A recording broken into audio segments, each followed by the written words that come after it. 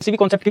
तो जीरो की बात करूं, यदि मैं जीरो में किसी संख्या से भाग दूं, जैसे जीरो में मैं 5 से भाग दे रहा हूं, तो जीरो में मैं 5 से भाग दे रहा हूं, तो क्या यदि जीरो में मैं 5 से भाग दे रहा हूं तो अब मैं एक ऐसी संख्या देखूंगा जिसका 5 से गुणा करूं और मुझे जीरो मिल जाए, तो वो संख्या क्या है? जीरो। जीरो का 5 से गुणा करेंगे तो क्या मिलेगा? जीरो मिलेगा। यही मैं बात करूं, यदि जीरो में मैं किसी संख्या से भाग दूं, जैसे 6 में, यदि मैं जीरो में 6 से भाग दूं तो अब मैं फिर से एक ऐसी संख्या देखूंगा जिसका 6 से गुणा करूंगा और मुझे जीरो मिल जाए, तो वो संख्या क्या है? वो संख्या जीरो। जीरो का 6 से गुणा करेंगे तो क्या आएगा? जीरो। मतलब जीरो का किसी भी संख्या से हम लोग गुणा करें मिलना क्या है? जीरो मिलना है। तो ठीक है, अब इसके बाद यदि मैं इनको पलट दूं, जैसे मैं संख्या 5 में यदि मैं जीरो से भाग दूं, 5 में यदि मैं जीरो से भाग दूं तो मैं अब एक ऐसी संख्या देखूंगा जिसका मैं जीरो से गुणा करूं और मुझे 5 मिल जाए, तो मान के चलते हैं वो एक बहुत बड़ी एक संख्या है जिसका जीरो से गुणा करेंगे और क्या मिल जाएगा? 5 मिल जाएगा। इसलिए आंसर में क्या आता है? इनफाइनाइट आता है। यही मैं बात करूं, यदि 6 में यदि मैं जीरो से भाग दूं, 6 में यदि मैं जीरो से भाग दूं तो अब मैं फिर से एक ऐसी संख्या देखूंगा जिसको जीरो से गुणा करूं और मुझे 6 मिल जाए, तो अब मान के चलते हैं फिर से एक ऐसी संख्या है जिसका जीरो से गुणा करूं और 6 मिल जाए, तो एक इनफाइनाइट एक ऐसी संख्या है जिसका जीरो से गुणा करूं और हमें क्या मिल जाए? 6 मिल जाए। इसलिए आंसर में क्या आएगा? इनफाइनाइट आएगा। अब इनडिटरमिनेट और नॉट डिफाइन कब आएगा? अब बात, जैसे मैं बात करूं जीरो बाई जीरो, जीरो में यदि मैं जीरो से भाग दूं, जीरो में यदि मैं जीरो से भाग दूं तो अब मैं फिर से एक ऐसी संख्या देखूंगा जिसका जीरो से गुणा करूं और मुझे जीरो मिल जाए, तो अब आप बताइए कौन सी संख्या? जैसे जीरो, जीरो का जीरो से गुणा करेंगे जीरो मिलेगा, एक का जीरो से गुणा करेंगे जीरो मिलेगा, दो का जीरो से गुणा करेंगे जीरो मिलेगा,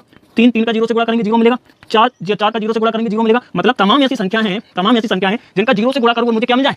जीरो मिल जाए। तो इसलिए इसका आंसर जो है वो डेफिनेट नहीं है, इसलिए इसको बोला जाता है इनडेफिनिट,